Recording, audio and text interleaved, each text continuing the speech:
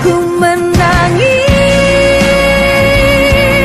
membayangkan betapa kejamnya dirimu atas diriku. Kau buatkan cinta ini, kau pergi bersama. Assalamualaikum warahmatullahi wabarakatuh.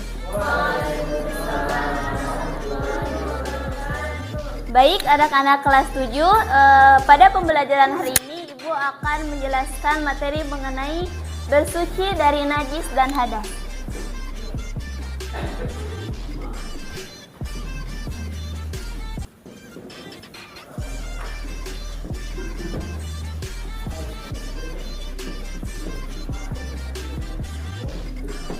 Nah, yang pertama kita akan membahas mengenai najis.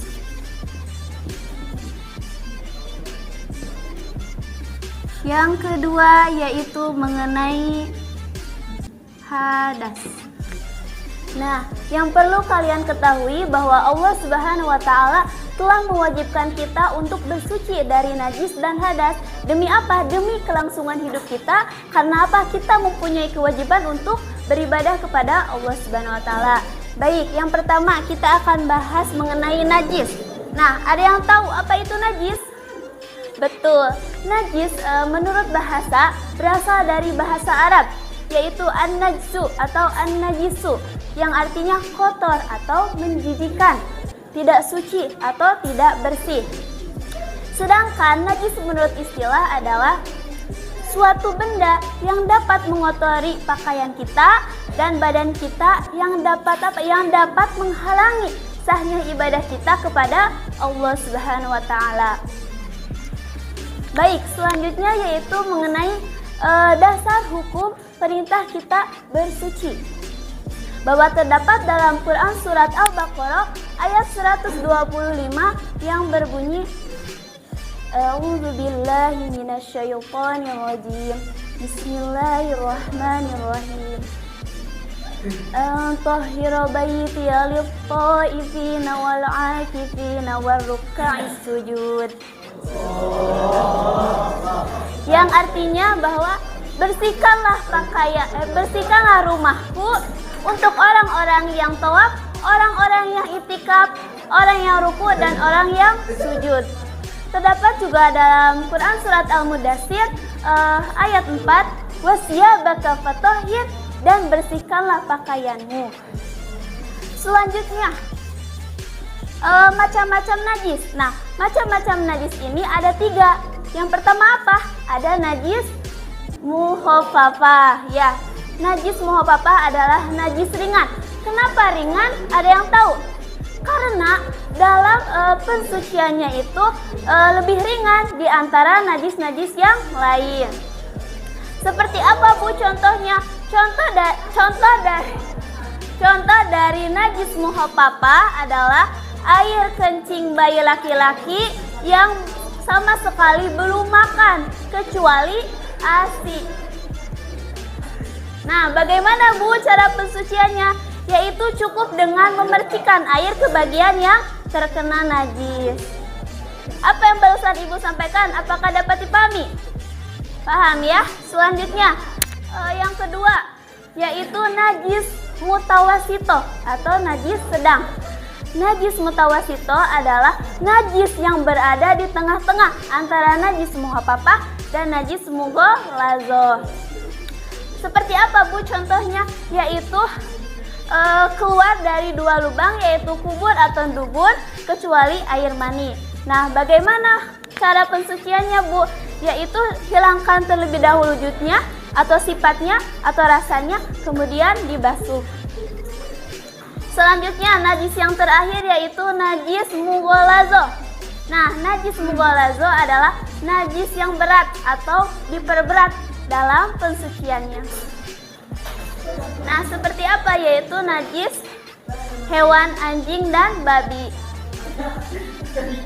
Nah, bagaimana Bu cara pensuciannya? Yaitu dengan menghilangkan terlebih dahulu wujudnya, kemudian dibasuh 7 kali dengan air, dan salah satunya itu menggunakan debu atau tanah. Baik anak-anak, selanjutnya kita bahas mengenai hadas. Nah, hadas menurut bahasa adalah suatu perkara yang baru. Sedangkan menurut istilah, hadas adalah keadaan seseorang tidak suci menurut agama. Nah, seseorang yang sedang berhadas atau dalam keadaan tidak suci ini tidak harus terlebih dahulu untuk bersuci untuk melakukan ibadah. Nah, hadas ini dibagi dua. Ada hadas kecil dan ada hadas besar. Hadas kecil apa, Bu? Hadas kecil adalah keadaan seseorang yang keadaan seseorang yang tidak suci ketika mengeluarkan sesuatu dari dua lubang, seperti contohnya itu buang air besar, buang air kecil, ataupun buang angin. Nah, tata cara pensuciannya dari hadas kecil, yang pertama yaitu dengan berwudu. Yang kedua, bertayamum apabila tidak ada air. Yang ketiga yaitu istinja. Yang pertama yaitu berwudu. Apa itu wudu? Wudu adalah suatu kegiatan membasuh muka, kemudian membasuh kedua tangan sampai ke siku, kemudian mengusap kepala atau rambut kepala, kemudian membasuh kedua kaki sampai mata kaki. Apa saja sih, Bu, syarat-syarat dalam berwudu? Nah, perlu kalian ketahui ya. Yang pertama yaitu Islam, harus Islam. Apabila non-muslim tidak diperkenankan untuk berwudu. Yang kedua yaitu mumayyiz. Ingat, mumayyiz yaitu mampu membedakan mana yang hak dan mana yang batil. Selanjutnya yaitu harus memakai air yang dapat mensucikan. Yang ketiga yaitu tidak ada yang menghalangi jalannya air ke kulit. Nah, contohnya nih, banyak dari perempuan yang suka memakai kutek. Nah, itu harus dibersihkan terlebih dahulu. Yang selanjutnya yaitu tidak sedang berhadas atau haid dan nifas. Selanjutnya yaitu mengenai hadas besar.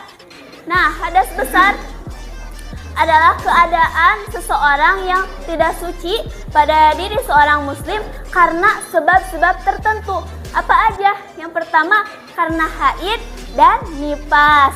Nah, yang perlu kalian ketahui bahwa haid dan nifas, apabila kita ingin melaksanakan ibadah harus bersuci terlebih dahulu. Bagaimana, Bu? Yang pertama yaitu dengan mandi besar atau mandi janabat. Nah, Ibu akan menerangkan tata cara mandi besar.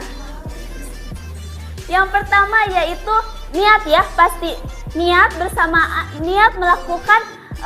melakukan mandi besar bersamaan dengan menyiramkan air ke seluruh tubuh. Mau itu dari atas atau dari bawah. Nah, bagaimana, Bu, niatnya? Yaitu nawaitul ghusla lirafil hadz.